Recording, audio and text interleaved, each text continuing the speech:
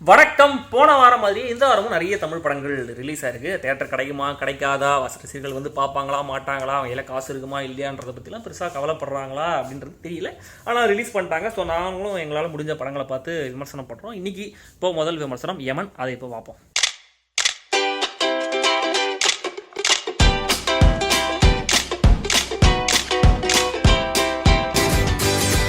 யமன் படத்துடைய கதை, விஜய் ஆண்டனியுடைய தாத்தாவுக்கு வயிற்றுல கேன்சர் கட்டி அதை எடுக்கணும்னா ஒரு 3.5 லட்சம் ரூபாய் செலவு பண்ணணும் ஆப்ரேஷனுக்கு அப்படின்னு ஒரு நிலைமை வருது. அவர்கிட்ட ஆனால் காசு இல்லை. அப்போது ஒரு ஆக்சிடென்ட் கேஸ் இருக்குது, அதில் அக்யூஸ்டு பதிலாக பழி எடுத்துட்டு ஜெயிலுக்கு போனால் நிறைய காசு கிடைக்கும், தாத்தாக்கு ஆப்ரேஷன் பண்ணலாம் அப்படின்றது தெரியாது. ஸோ அந்த பழி எடுத்துட்டு அவர் ஜெயிலுக்கு போகிறார்.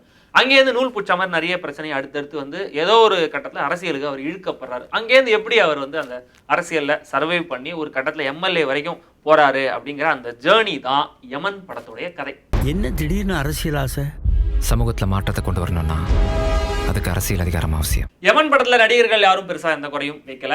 விஜய் ஆண்டனி தன்னுடைய ட்ரேட்மார்க் நடிப்பை, வழக்கமான நடிப்பை கொடுத்துருக்காரு. நீங்க நினைக்கிறீங்களா அதே ட்ரேட்மார்க் நடிப்பு தான். இன்னும் டான்ஸ்லயும் ரொமான்ஸ் காட்சிகளையும் கஷ்டப்படுறாரு. பட் ஒரு ஆக்ஷன் ஹீரோவா நல்லாவே எவால்வ் ஆயிருக்காரு. ரொம்ப நாள் கழிச்சு நடிக்க வந்திருக்கிற தியாகராஜனுக்கு படத்துல நல்ல ரோல், நல்லா நடிச்சிருக்காரு. பட் அவரை விட அருள் ஜோதிங்கிற ஆக்டருக்கு, வீரபாண்டியன் தங்கபாண்டியன் கேரக்டர்ல ஒரு பெரிய தாடியெல்லாம் வச்சுட்டு ஒருத்தர் நடிச்சிருக்காரு அருள் ஜோதின். அவர் நல்லாவே நடிச்சிருக்காரு. நல்ல கேரக்டர் அவருக்கு. அவருடைய வாய்ஸ் அவருக்கு மிகப்பெரிய பிளஸ்.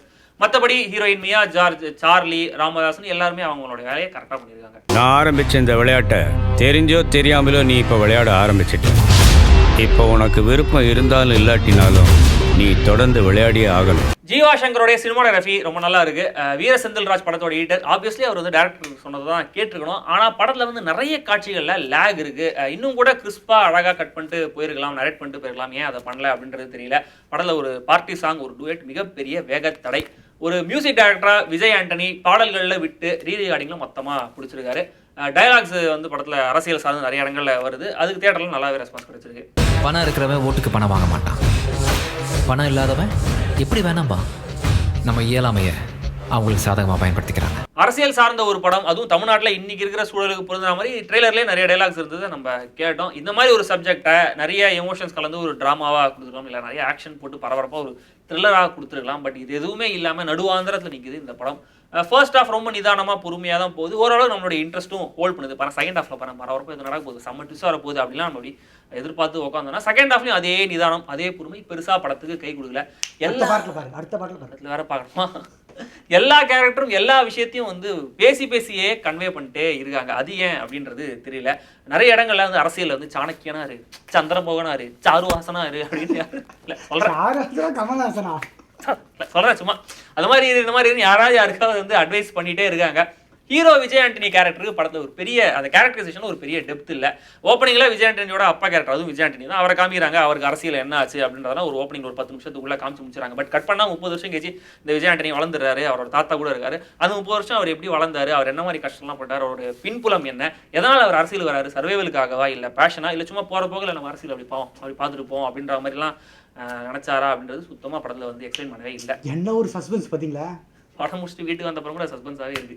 இது சகுனிகளும் சாணக்கியங்களும் ஆடுற ஆட்டம்னு நான் அவனுக்கு புரிய வைக்கிறேன். நான் எலெக்ஷனில் நிற்கிறது முடிவு பண்ணிட்டேன். நடிகர்கள் தான் ரொம்ப சட்டிலாக பெர்ஃபார்ம் பண்ணிடுறாங்க அப்படின்னு பார்த்தீங்கன்னா படமும் தான் ரொம்ப சட்டிலாக இருக்குது. ஏதோ ஒரு பெரிய ட்விஸ்ட் ஒன்று இருக்குது, பாரு அப்படின்னு நம்ம எதிர்பார்த்துட்டே இருப்போம். ஆனால் தொடர்ந்து அடுத்தடுத்து ப்ரெடிக்டபிளான விஷயங்கள் தான் வந்துக்கிட்டே இருக்குது. படத்தோட ஓப்பனிங்கில் ஒரு துரோகம், தொடர்ந்து ஒரு கொலைன்ற மாதிரி ஒரு விஷயம் நடக்குது, ஒரு சீன் காமிக்கிறாங்க. அடுத்து ஒரு 1-2 ட்விஸ்ட்டில் அதே மாதிரி ஒரு பேட்டர்னை ஃபாலோ பண்ணால் பரவாயில்ல. பட் படம் முழுக்க எல்லா கேரக்டரும் அதே பேட்டர்னை ஃபாலோ பண்ணி தான் துரோகம் பண்ணுறாங்க, கொலை பண்ணுறாங்க.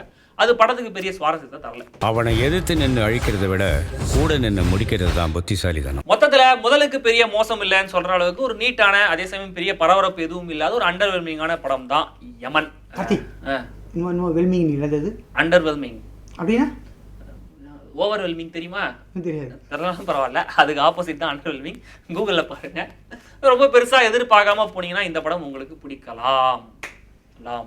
நான் யமன் உயிரை எடுக்காம போக மாட்டேன். ஒரு படம் பார்க்க போகிறதுக்கு முன்னாடி சாப்பிட்டு போங்க எங்கள் ஆஃபீஸில் சொல்லி இருப்பாங்க. அதுக்கு முக்கியமான காரணம் என்னென்னா, அங்கே தேட்டரில் கேன்டீனில் ஃபுட் ஐட்டம்ஸோட ரேட்லாம் பயங்கர காஸ்ட்லியாக இருக்கும். அந்த ரேட்டு நீங்கள் குட்டியாக 2 ஷார்ட் ஃபிலிமே எடுத்தலாம், அந்த அளவுக்கு காஸ்ட்லியாக இருக்கும். ஏதோ பயங்கரமான கண்ட்ரோலோட அங்கே வந்து எங்கள் சீட்லேயே உட்காந்துருந்தா சுற்றி நிறைய பேர் காசு கொடுத்து வாங்கிட்டு வந்து வைப்பாங்க. அந்த வாசனை அப்படியே எங்கள் மூக்கில் அடிக்கும். ஸோ வாயை கட்டி வயிற்று கட்டதோடு மட்டும் இல்லாமல் மூக்கையும் சேர்த்து கட்டி தான் நாங்கள் படம் பார்த்துட்டு வெளில வருவோம். ஆனால் எல்லா காசையும் பார்க்கிங்கில் பிடிங்கிடுவாங்க. அது இந்த மால்லலாம் நீங்கள் பார்க்கிங் விட்டீங்கன்னாக்கா படத்தோட டிக்கெட் காஸ்ட்டை விட அந்த பார்க்கிங்கான டிக்கெட் காஸ்ட்டு ரொம்ப ரொம்ப அதிகமாக இருக்கும். ஸோ இந்த படத்தோட டிக்கெட் விலையை கம்மி பண்ணுங்க, பாப்கார்ன் விலையை கம்மி பண்ணுங்க, பஃப் விலையை கம்மி பண்ணுங்க, சமோசா உங்க பிரச்சனை உங்களுக்கு சமோசா விலையை கம்மி பண்ணுங்க அப்படின்றதெல்லாம் குரல் கொடுக்கறது விட்டு யாரோ முதல்ல இந்த டிக்கெட் விலை பார்க்கிங் டிக்கெட் விலையை கம்மி பண்ணுங்க, யாராவது கொஞ்சம் ரெகுலேட் பண்ணுங்க அப்படின்னு கொஞ்சம் வாய்ஸ் கொடுத்தீங்கன்னா நல்லா இருக்கும். ஏன்னா இதே ரேஞ்சில் போச்சுன்னா சைக்கிளுக்கு 50 ரூபா, பைக்குக்கு 100 ரூபா, காருக்கு 300 ரூபா, லாரிக்கு 500 ரூபா, ரயிலுக்கு 1000 ரூபா, பிளேட்டுக்கு 5000 ரூபா.